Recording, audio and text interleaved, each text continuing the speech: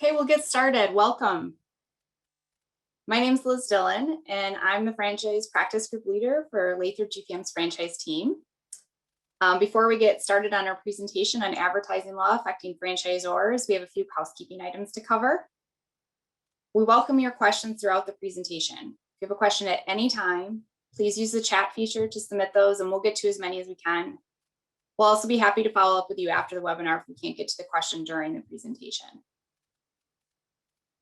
An important note is only the presenters will be able to see the question in the chat features, and we won't identify who's asking the question if you want to remain anonymous.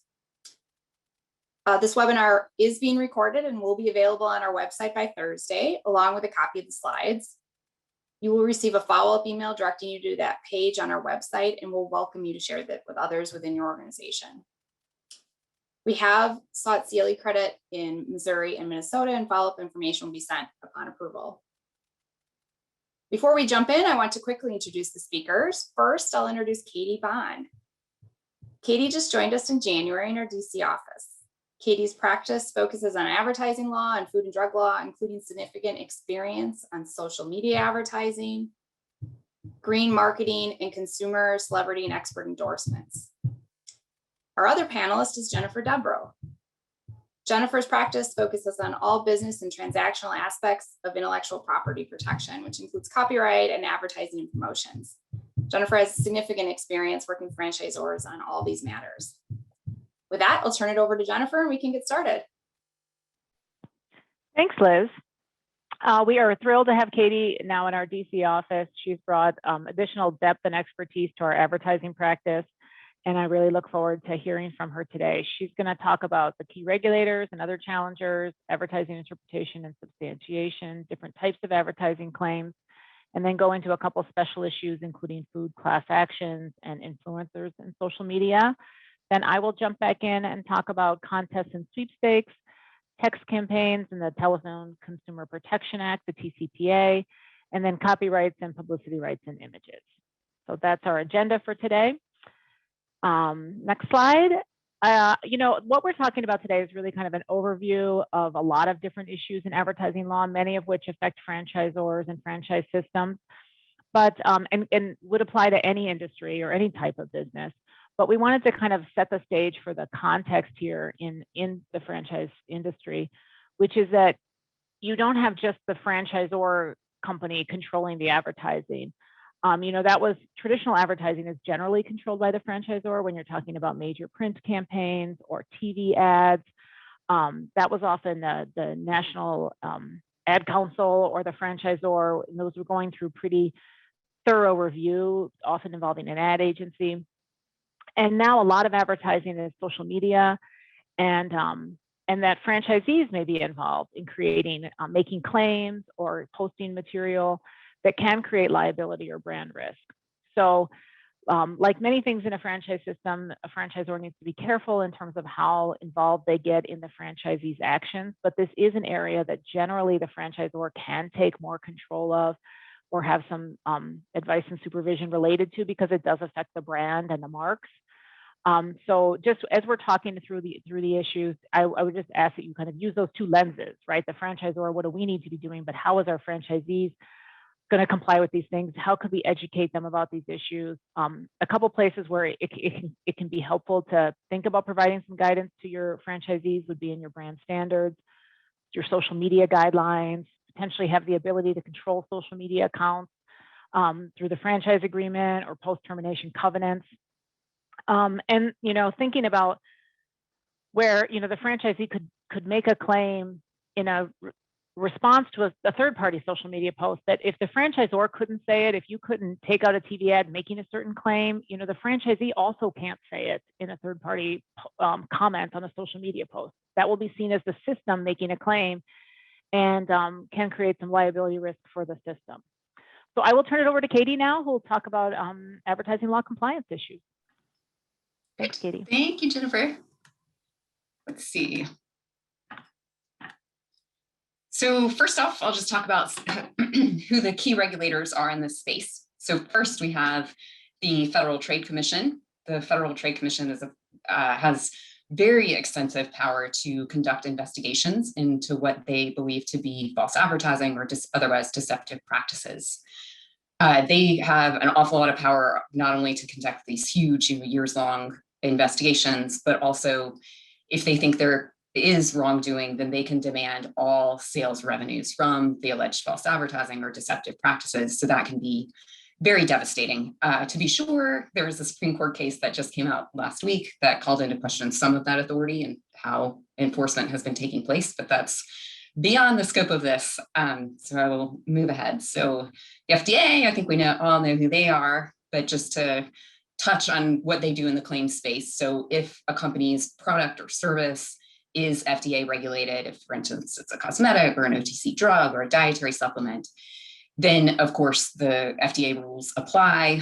And what they do when they see claims issues, not manufacturing, not safety issues, but claims issues, it's primarily a warning letter regime. So they will send a warning letter identifying what they perceive to be the issue. And if the company agrees to make changes, then generally that's the end of the enforcement. It's not these big, multi-million-dollar settlements like the FTC. It's different. But the caveat there is that in recent years, we are seeing that warning letters almost inevitably lead to follow-on class actions. So that's made those warning letters a bit more of a threat. Other regulators, of course, there's other federal regulators that their rules and whatnot will apply depending on what a company is offering. State regulators, they basically have the powers of the FTC and the FDA, but for their particular states. All right, other kind of quote unquote enforcers. We have class actions. I think we all know at this point that advertising has been a real target for class actions in the past decade, 15 years. The National Advertising Division, the NAD, that's a big player in this space. They are a self-regulatory body. They basically run a mini court up in New York where advertisers will review companies' advertising. The NAD itself might bring a case, or a competitor or others can bring cases. And where they kind of derive their power, and all the big players use the NAD, and small, lots and lots of companies use the NAD. Where they derive their power, they can't award monetary remedies, but they have they can refer the cases over to the FTC or FDA, but FTC in particular really takes these cases seriously. So that's if a company either refuses to participate or they refuse to go along with recommendations that the NAD gives at the end of a case. In the interest of time, we'll just skip over the others, or just really quickly, maybe I'll touch on Lanham Act. So there's a piece of the Lanham Act that competitors can take each other into court to challenge advertising claims. All right, so now we'll get into, so what do we do to, what do we do to review an ad? So what if we have an ad planned or a campaign planned, or maybe there's a draft ad that comes across our desk? What do we do? So basically we do exactly what the regulators are going to do, of course. And that is, and under the case law as it exists now, the regulators will review an ad from the perspective of a reasonable member of the target audience. So for instance, if the target audience is elderly people, then you're reviewing from that perspective. When you're doing this, you're considering the net impression of the ad. So you're considering not only the text, not only what's said, not only what's intended by the company, but also everything that what messages might come across from the mixture of the images, the text, the voice, any other elements.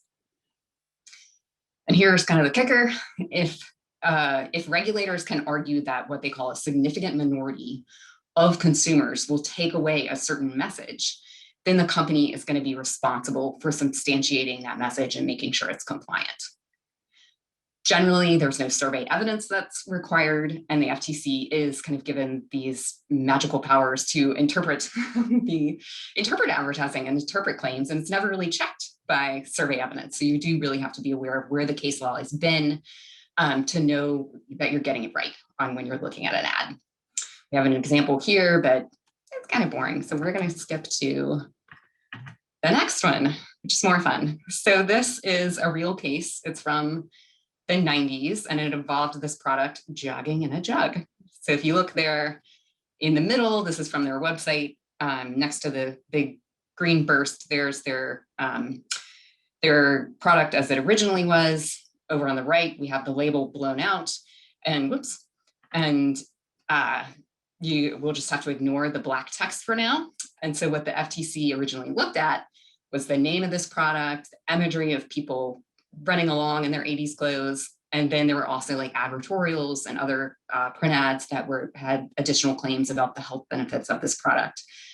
And so the FTC, lo and behold, decided that what is being conveyed here is that this is a replacement for exercise. So you don't need to jog, you can get jogging in a jug. So then the FTC, to be sure, they are pretty good about First Amendment issues, whoopsies. So they did give the company the option when they settled with them of, you need to have substantiation for these claims going forward, that all these health benefit claims, or if you don't have substantiation, then whenever you're using this product name, you need to have this little disclosure. And so that's where we get this disclosure that there is no scientific evidence that jogging in a jug provides any health benefit. So companies don't often take the FTC up on their offer for disclosures, but this company did, and it's actually still available online to this day. Okay, so that's claim interpretation. Now we will move on to, so now you figured out these are the claims that are being conveyed. How do we go about substantiating them? So regulators will look at kind of three main things across the board, regardless of what type of advertising it is. And that is the evidence, whether it's a study, a survey, whatever the case may be, depending on the claim. It needs to be first and foremost, of course, reliable. So basically good objective science. It also needs to be consistent with the totality of evidence. So what's meant there is that if you have your study and then there's another study on the same ingredient and the same benefit, you've got to take into consideration that study as well and see if it conflicts with your study, then digging down on, is there a reason that it doesn't really apply to your own product? The final thing that regulators will consider is whether the evidence is relevant to the product and claims at issue. So we'll go over one example here, and that is the Gatorade Tiger Focus case. So this one, it eventually got closed, and from that closing letter, we can kind of glean what went on. So Gatorade came out with this product in conjunction with Tiger Woods, and focus was the big claim. And it seemed to be that they had offered evidence on L-theanine, which is a botanical, can be in supplements or foods. And it does have some pretty reasonable evidence showing that this botanical does increase focus. But where it's been shown is in the context of computer games. So something kind of, and computer testing. So something more akin to like an office or school setting, not the golf course, not other similar types of sports. And so that's where it seemed to be that the FTC had the issue. And this point on substantiation does, to be fair, it trips companies up quite a bit. So it's one to really look out for. All right, types of ad claims. I won't go through all of these, but just I kind of noted here that there are, all these different types of claims that are regulated by all different types of entities.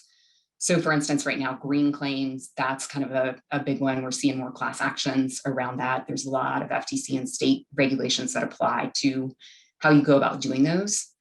One note too is that a lot of companies these days are making these aspirational claims about green marketing and about how the company is going to become more sustainable by 2025 or whatever the case may be. And those are ones to get legal eyes on, because they, even though they're aspirational, they can, it's still expected that there's a reasonable basis. And so some of the oil and gas companies have been out there for a couple of years, and they are getting class actions challenging them on the claims that they're making in an aspirational context. All right, some other big ones right now, plant-based. Everyone wants to make plant-based right now. That one's an undefined term, so you do need to be kind of careful on how you craft that. US origin, claims about star ratings. That's a big one that lots of companies are wanting to make right now, and it can be done. The one kind of warning would be to make sure you're reading the NAD cases. They've built a lot of law around that. Some of it maybe not so intuitive. And so it's just good to keep an eye on their case law on that. They've really built quite a bit. And competitors are going after each other over that. Okay, so influencers and social media. So first you have kind of the main requirements. There's a lot of guidance around those main requirements, and I think it's been talked about a lot. So I'm going to kind of skip over that and go to the second piece that I think is one that companies aren't always aware of, but it's something to be aware of, that there can be some risk here. Is that, as Jennifer mentioned earlier, touched on, is that if a brand likes or otherwise interacts positively with a third-party post, says thank you even, or if the company has solicited that post, then the brand can be liable for that content, though it be by a third party. So here, top left, an example tweet. So we have Wendy's, so fun. They have such a good brand Twitter. But this consumer says, McDonald's is better. And Wendy's comes back, freezing beef.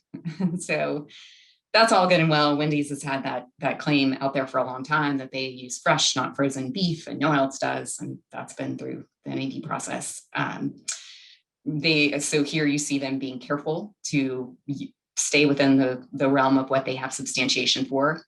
And they are careful throughout when they are interacting with consumers. If this post had said, for instance, Wendy's is better, and here's all the reasons why, and everyone in my region prefers Wendy's, then that's where, if Wendy's starts interacting with those types of posts, that's the kind of thing competitors are going to have eyes on and say, this is now your advertising and you're on the hook for it. Same thing, FTC and FDA take the same approach there, that FDA, for instance, will send warning letters over a company liking, for instance, if it's a food or dietary supplement that made a claim about diseases, which FDA doesn't allow for those products, then FDA will send a warning letter and treat that liked content just like it's the company's own content. Okay, and here's a more fun, not strictly legal thing, but we all have to be thinking about it when we're reviewing ads, or social media, whether you're, the lawyer, the regulatory specialist, or the marketer. And that is, don't ask a question if you don't know the answer. And so here, just like Jogging in the Jug, which is kind of an oldie but goodie. This is a little bit old, but it cracks me up. So JP Morgan, in the heart of the Great Recession, I don't know if we'll still call it the Great Recession, but that's what we called it. Then is that, and JP Morgan, some would say, had some role in the mortgage crisis. So they decide in the midst of this to do this Twitter takeover where they're going to put forward Jamie Dimon and all these other, very, very high up executives to answer questions about leadership and career advice. And they told consumers, we'll have these folks available and hashtag Ask JPM and we will answer your questions. So lo and behold, what happens? These are real tweets. I pulled them from an article, so you can't see like the tweet, the graphics part, but these were real. And so people ask questions like, can I have my house back? Ask JPM. And how do you decide to foreclose on darts or a computer program? So yeah, again, cardinal rule, don't ask a question if you don't know the answer on social media. And same thing for, your influencers too. And now we'll just touch on some food class actions that are affecting chain restaurants. So as I mentioned before, and as I think we all know, there's just been a deluge of class actions for advertising. A big piece of that, to be sure, has been class actions going after foods. So foods that are sold in grocery stores. But what we're seeing lately is that these franchise businesses are getting hit with the exact same allegations. So for instance, we have this picture of ice cream cones with a sweet surprise, these McDonald's ice cream cones. And according to plaintiffs, they say that the sweet surprise is that the vanilla isn't really vanilla. It's synthetic vanilla extract. I don't know that anyone truly expects real vanilla in this context, but that's the allegation. And a bunch of food companies have been hit, and now McDonald's and others are getting hit with these too. I'll just go through one more example, these tuna class actions against Subway. I think actually it's just one class action, but it has alleged that the tuna is not real tuna. And the allegations don't say what they think it is, but they say their testing shows not real tuna. And, in dealing with many class actions over the years, I'd say this allegation could either be stupid or maybe they're onto something. I don't know, but that's kind of how the class actions go. And we all have to deal with them. Okay, so I think in the interest of time, let's see, maybe I'll skip on and just hand it over. I think this slide is kind of self-explanatory if anyone's interested, and I think you've got time, Katie. Why don't you talk about Puffery a little bit? Yeah. Okay, Sounds good. Okay, so what counts as puffery? I include this because I think maybe it's because the advertising space has gotten so competitive and just fraught with class action risk that I've gotten this question a lot more in the past year from companies where they want to know where are the lines on stuff we can just say without having to have concrete evidence. And so how the courts have described this is they view puffery, or they defined puffery as exaggerated advertising, blustering, boasting, something that reasonable consumers are not going to rely on as fact. Factors that the courts and regulators will consider are, can this statement be proven or disproven? Is it an expression of opinion or fact? And does the surrounding context lend concrete meaning? And that last part is something that has become very big in the case law. So we have the leading case noted here, and I think someone from Papa John's might be on the line. So thank you for the amazing case law. This is really a helpful case for understanding where the lines are, and a big win for Papa John's too, on many of the allegations. So what had happened is a competitor challenged this claim, better ingredients, better pizza.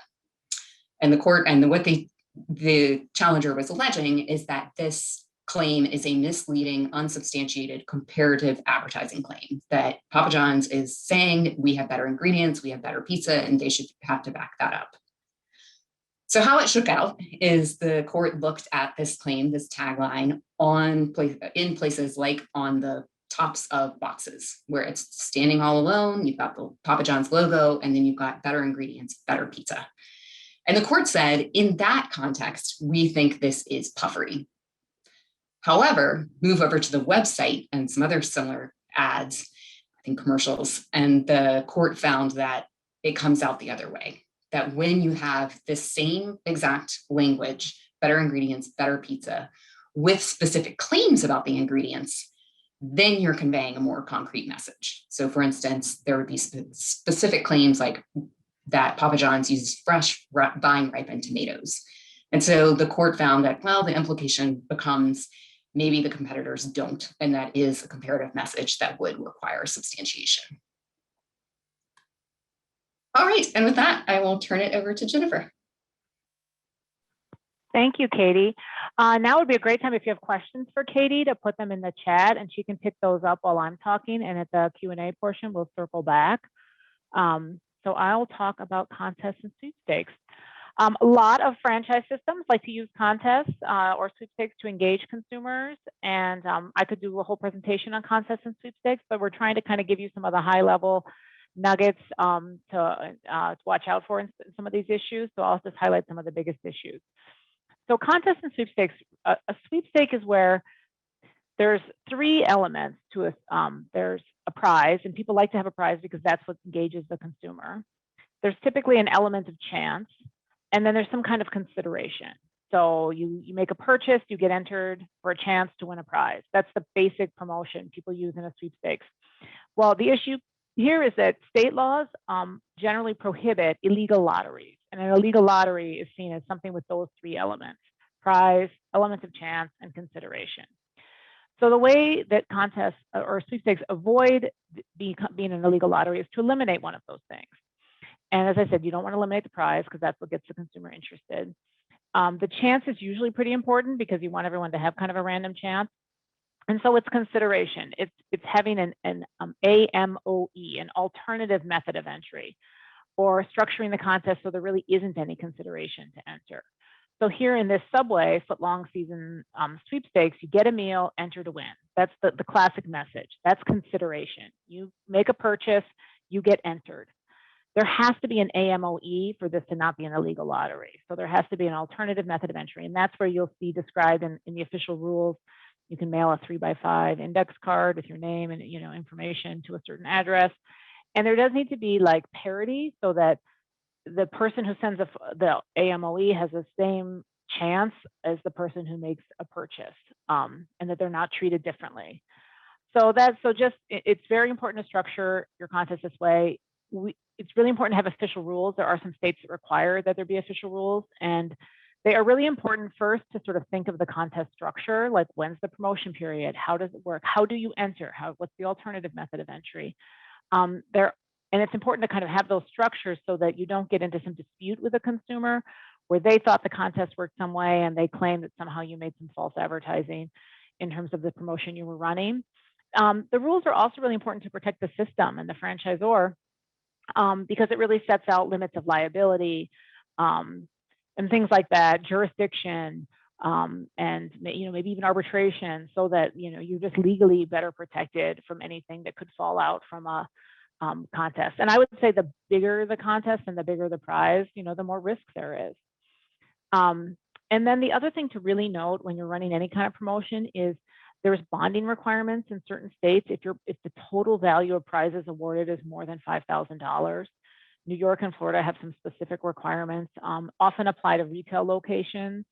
Rhode Island has a law as well that's only $500.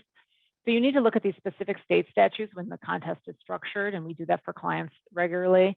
And it is a total prize value. So it's all prizes together. And so sometimes you just, restructure the contest to lower the prize value.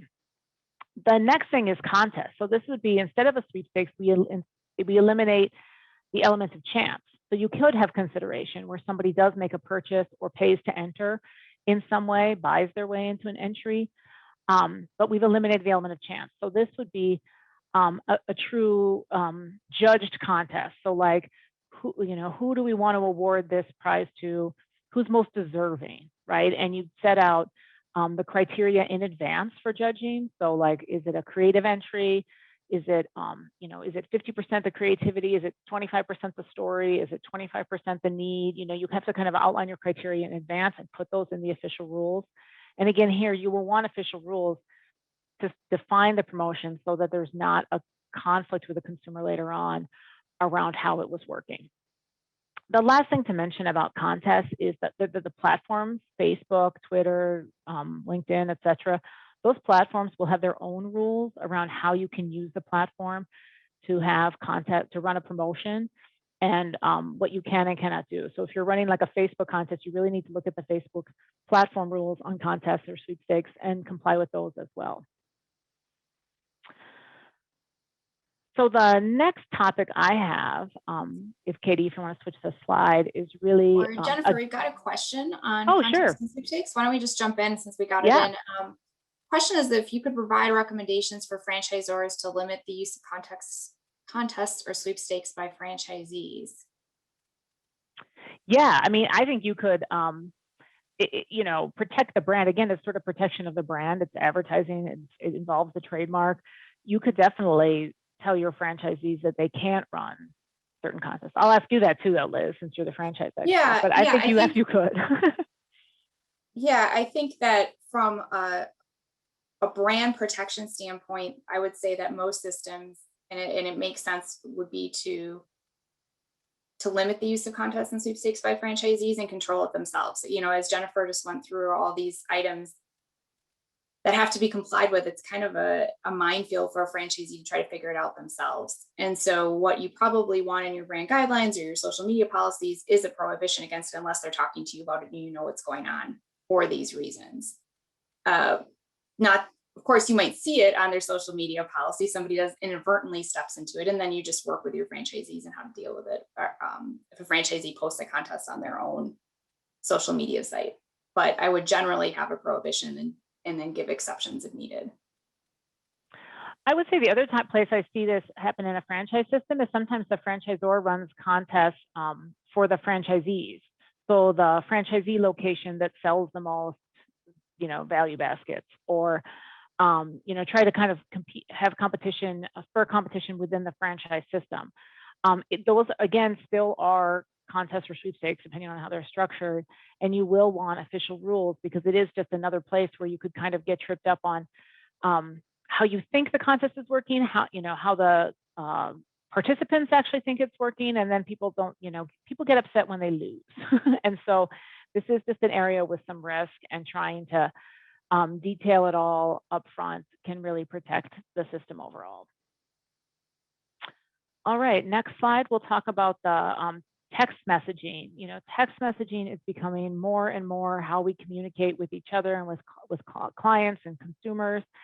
Again, we could have a whole presentation on the TCPA. And if any of these topics today are super interesting to you and you want us to go more deeply on things, those are certainly ideas we could do for future franchise webinars.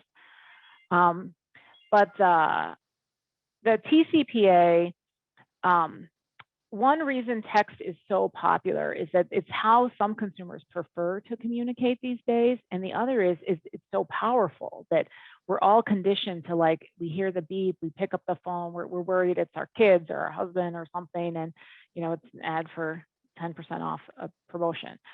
So it gets eyes on more effectively than almost any other kind of advertising, but it is really fraught and a high level of risk of liability. And unlike email, which has the CAN-SPAM Act, which is not enforced and doesn't have a private cause of action, you know, in a way that like would cause you a lot of damages.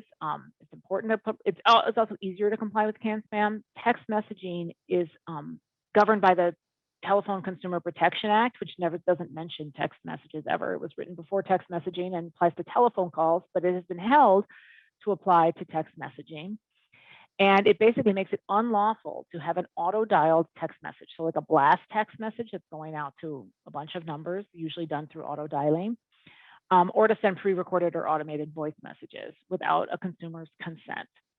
And the tricky thing with the TCPA is that there is a very active plaintiff's class action bar that is bringing lawsuits. So if they find evidence that somebody has received a text message without giving consent to receive a text message, even the very first one, they will go solicit additional plaintiffs and create a class action and come to you and look for a quick and expensive settlement, probably, because the damages are potentially up to $1,500 per text. So companies can very quickly get into the millions of dollars of potential liability. So what is lawful under the TCPA is calls that are not, or texts that are not sent using an auto dialer. So like peer-to-peer texting, where like I text Katie, not governed by the TCPA. And then also if the sender has obtained consent. So really this is an area where what you try to do is obtain consent. And I'll talk more about consent in the next slide. But there wasn't just a recent US Supreme Court case, and many of you may have seen that and thought, well, how does this impact what I've known about the TCPA liability? The US Supreme Court just weighed in on a TCPA case involving Facebook and looked at the language. It was really just a statutory interpretation language around, does the auto dialer, because there'd been a circuit split on what does it mean to be auto dialed? Does the auto dialer have to have the capability to store randomly generated numbers and the capability to produce randomly generated numbers? And what this case didn't quite get to is whether it used those functions. And so I would say that it's created a better situation in some ways for companies and less risk, and we'll just have to see how it shakes out. But I think there's such an active plaintiff's bar that it doesn't really provide, like, it hasn't saved us. And I see there was just a question. Let me just, yes, so texting prospects. If it's not auto dialed, so right when you text a prospect, so you have a prospect's phone number, and we'll talk next. Let's talk about whether you have consent or not for that. But yes, generally individual sales reps who are calling individual are outside the TCPA. Yes, that is generally true if they're just doing it. So, but if you have any kind of technology involved, and I'll say that a lot of companies, well, I'm sorry, I'm not repeating the question and everyone's not seeing the text. So the questions were, does a TCPA apply to texting franchise prospects with regard to franchise opportunities if it's not auto-dialed? So that would be a marketing message, but because it's not auto-dialed, it would not fall under the TCPA. If it was just peer-to-peer, I'm a franchise salesperson, I'm texting someone who gave me their phone number, that's how we're communicating, not governed by the TCPA. But I'll have a caveat in a minute. The second question was like an individual sales rep is calling or texting individual prospective customers. That's outside the TCPA, correct? Yes, although it's a marketing message, they're just, they're picking up their actual phone and they're texting somebody. That is definitely not auto dialed. There's my phone. And, but what I want to talk about the next issue, which is, so if we want to go to the next slide.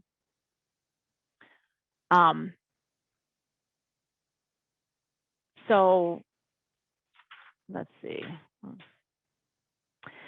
It's, what basically what the Facebook case said is, well, the argument can't be that it just can store a number, because like my phone can store a number and I might be calling for that purpose. And oh, what it will really vary on is the specific technology used. So a lot of companies, although it might be my phone, I don't know if there's some technology running in the background, because a lot of companies want to capture that information. So there might be some technology that I'm calling through on my phone instead of just my iPhone Messenger, or there's some kind of capture happening, because the company, the franchisor, wants to track like what contacts did we make with what prospects. So pure peer-to-peer, I would say, is outside the TCPA, but I always worry, I always ask more about the technology that's behind the scenes, because a lot of companies have some kind of technology behind the scenes that is some kind of phone platform that's tracking all these messages and history and text history. And if that's the case, then I'd still say, well, even if the TCPA language is still gray in terms of what the technology component is, and whether it has the capability to randomly generate numbers, and whether that capability is being used, all of that has not been resolved by the law. So that's the caveat I have to those two questions. Assuming that you are doing some kind of push messaging, like there is some auto dialing involved, either because of the technology you're using or because like it's truly like an auto dial push message. We have to differentiate between informational text messages and marketing text messages. They have different levels of consent required. So an informational text message would be like an appointment reminder, an invoice, a notification, those kinds of things. They're transactional and they have to do with the relationship already established between the consumer and the system.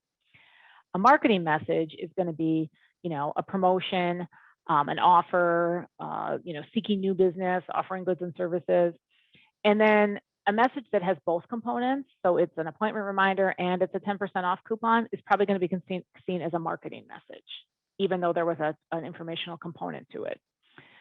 So the difference between them is, if it's an informational text message, an appointment reminder, things like that, confirmation, that is prior express consent, which can be implied by the consumer providing their phone number. So when the consumer fills out a form, I'm a new customer, I go to your location, I order your salon services, and I give you my mobile number, I have consented to getting those informational text messages. And that's because really, like, the FCC expects that people they don't want to hamper communication entirely. Like if I provide my mobile number and you're going to tell me something like my appointment's tomorrow at 2, that's helpful to me. Marketing messages is really where they feel like it's too intrusive to be sending people marketing messages. And so in that case, you need prior express written consent. So that needs to be expressly agreed by the consumer and must clearly disclose that consent to marketing messages is not required to receive products and services. And then typically industry standard for how this works is some kind of double opt-in.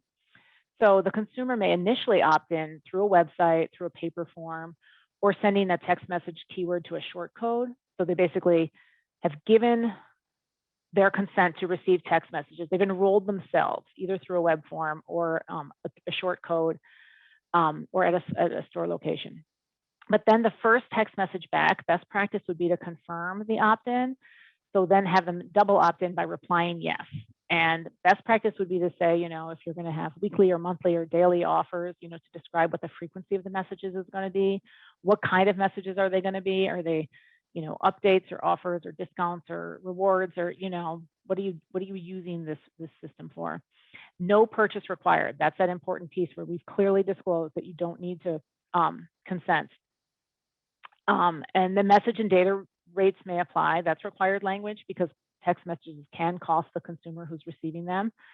Reply stop to cancel. And then you do see sometimes terms apply, and then a short link to some terms. This is a place where some companies do have SMS terms for their text messaging programs, and those might include like arbitration provisions, which would really dissuade TCPA claims. So that's just something to think about, how you structure this. So next slide. Big picture when you're thinking about the TCPA is to realize that there is still a lot of gray area even after that Facebook decision. Because of the private cause of action and the class action plaintiffs bar, there is a lot of risk in this area. And text compliance programs should really be something you're thinking about in your systems, which is, you know, what are our internal policies? there's a marketing side to it, like how do we text people to be the most effective and not overdo it, but also how do we legally comply with the TCPA? Another area where if franchisees are going to be texting with consumers, making sure that they understand that this is an area with a lot of legal compliance issues, doing some training on your policies and procedures, thinking about, is there a place in your system where a consumer could sign a prior express written consent form and have that language to avoid claims. There is an issue that often, even if you're getting consent, one reason to do that double opt-in is numbers are recycled, cell phone numbers are often recycled. So a consumer that gave you a number, you might have a signed written form where they consent to receive marketing messages from you or a click-through to your website with that exact number. But if that number gets recycled and you send that text message to a new consumer who has that phone number, that's a TCPA violation. And so that's why that double opt-in gets important, is because hopefully they will say, reply stop, or they won't reply yes, and then you won't text them again. Auditing your vendors, talking to your vendors, I would not assume that if you're using a piece of technology that it's 100, that they're advising you or structuring in a way that's 100% risk-free for you. And then you do have an obligation under the TCPA to have a do not call database. So your own checking, if you're calling consumers, that you check the federal do not call database and that you maintain your own. And people do have the right to ask not to be texted, not just by text, but in any manner that they approach your system. It could be like at a store location, say, I don't want to get text from you anymore, it's annoying me. And you have to have some ability to take that information in from the consumer. You can't force them to well, you have to go online to our website and log in and adjust your communication preferences. The law says you really have to do more than that. So the last issue I'm going to talk about, if you could change the slide, Katie, is just copyrights and publicity issues in images. A lot of marketing people and legal people and franchise know that you can't just use an image off the internet just because you were able to cut and paste it. You have to have licensing rights to use, pictures of people or places, or that there's copyrights in photo images themselves. I wanted to talk about a couple special issues where we're seeing clients get into trouble kind of around the edges on this, where they haven't cleared all the rights that they needed to. So this particularly comes up with social media posts, either put out by the franchise system itself or the franchisees, or website blogs where you take third-party material, either a picture that a customer posted and maybe shared with you, and then you maybe even got permission from the customer to share it on your own social media page. You'd be wanting to clear that from the customer, that any people feature, that they have the right to grant you the right to repost the content, that they own the copyright in the photo themselves. But there's some special issues that have come up with some clients recently that we thought were worth mentioning. So beyond clearing the copyrights in the photo itself and any publicity rights or privacy rights for the people featured in the pictures, there's some landmarks and artwork and buildings and murals and graffiti have come up where I don't think people necessarily think of those things as being protected. So the Eiffel Tower, for example, you're allowed to take a picture of it and picture it in an artwork. So if you wanted to post a picture of the Eiffel Tower during the day is fine. At night, however, the light show that the Eiffel Tower does at night is a copyright protected artwork, that light show. And so you can't show the Eiffel Tower lit up for commercial purposes. Like I can go to Paris and take a picture of it, that's fine, but I can't use that picture in an advertisement because it's licensed. I mean, you need to get a license to do that and pay somebody money. If you haven't done that, it's not legal. So there's a wiki called Getty Images, where Getty has some information for all kinds of landmarks if you're just not sure. It's not perfect, but it's a good starting point to kind of say, well, what about this thing? What about this? And it's got some information here. So here's the wiki entry for Eiffel Tower that talks about the day use versus the night use.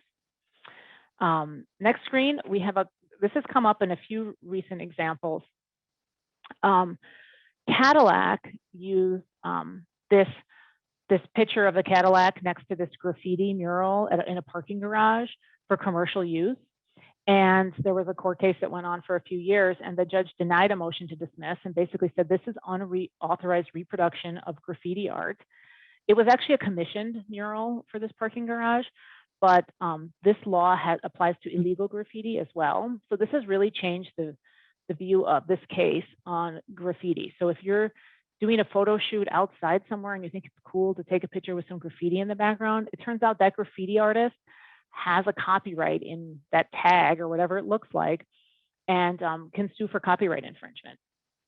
So, you know, that has a number of companies have gotten in trouble with graffiti, and trying to get the license rights for graffiti, I mean, they honestly have ideas like go to the local police, talk to some taggers, try and figure out who it is, try and get permission. I mean, it's a process. The second one is murals. You know, Minneapolis has a lot of great murals around town. More and more cities have murals, and Tucson is kind of known for a series of murals around town, including this one that says "Greetings from Tucson." This was a hotel company that this customer sent this picture and then gave permission for the hotel company to share it on its social media site. So it's a, you know, this is a classic selfie spot in Tucson in front of this "Greetings from Tucson." And she took the, you know, she has claimed she had permission to grant for the copyright in the photo. She was granting her own publicity rights, but she didn't have the rights for the artwork behind her. And that mural is, the copyright is owned by an artist who objected to this commercial use of it by the hotel company. So next slide. That wraps up our presentation and sort of all the substantive issues. And I hope we have a lively discussion with some questions. But I just wanted to reframe this again, kind of with the slide I had before around thinking about all these issues, both from the franchisor and franchisee perspective, that these are all important issues when the franchisor is structuring a contest or making an ad claim or doing some social media posts, but just recognizing that the franchisees may be doing these things too, and how might that create liability or brand risk, and how in your system are you going to try and help your franchisees not make mistakes in these areas. So we do have some questions coming in.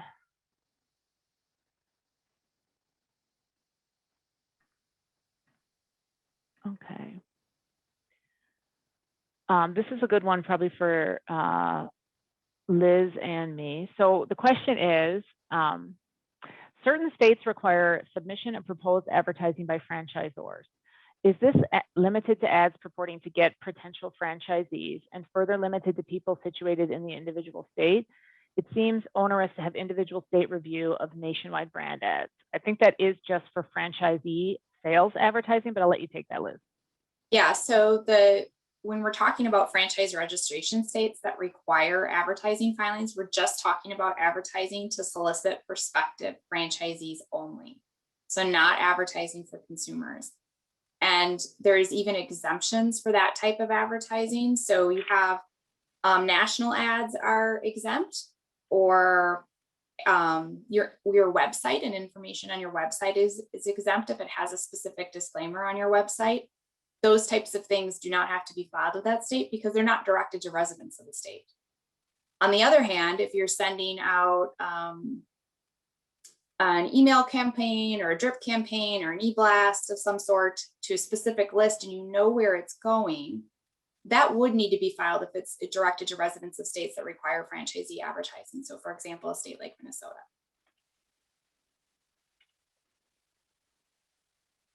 Thanks, Liz.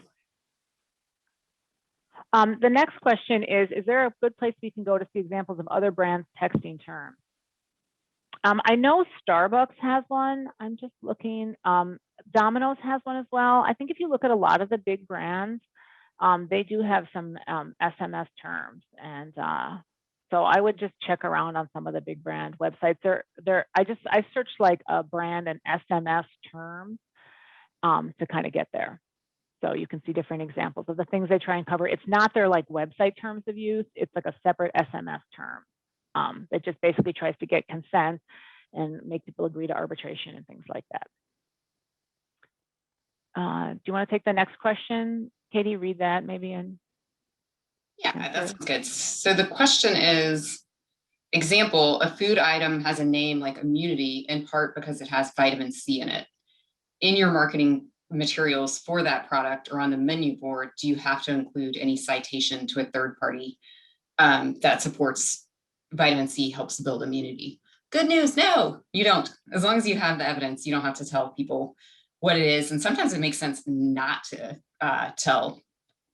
to put out there what your substantiation is, but that really varies a lot. Okay, and I think that covers that question. So any other questions? We've covered a lot.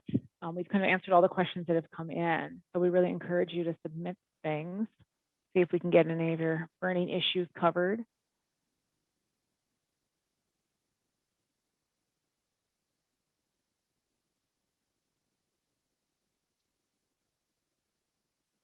I think there was a, oh yeah, we answered that about the contest and sweepstakes and whether you can control the franchisees. I think in general, when you're thinking about having control, you know, just being clear about how they can advertise. I mean, there's still, you can't have complete control because they are going to post maybe on their own social media, but you could have control of a franchisee's social media account. You could have it required that they transfer that back to you as part of a post-term covenant. You could make clear that you have the right to delete any posts or control their posts. I think we had an issue recently with a franchisee that was posting a lot of like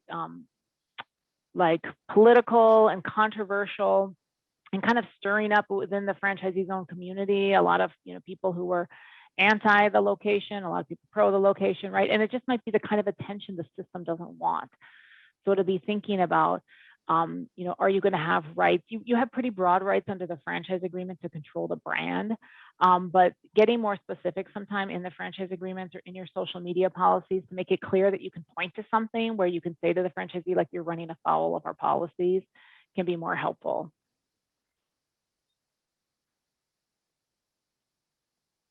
All right, so I think maybe that wraps it up. I don't see any more questions. All right, well, we'll give you the gift of 7 minutes back in your day. And please do let us know if you have anything that you think of afterwards. We'd be happy to follow up with you on any of these issues, or if you'd like us to go more in depth in the future on any advertising issues.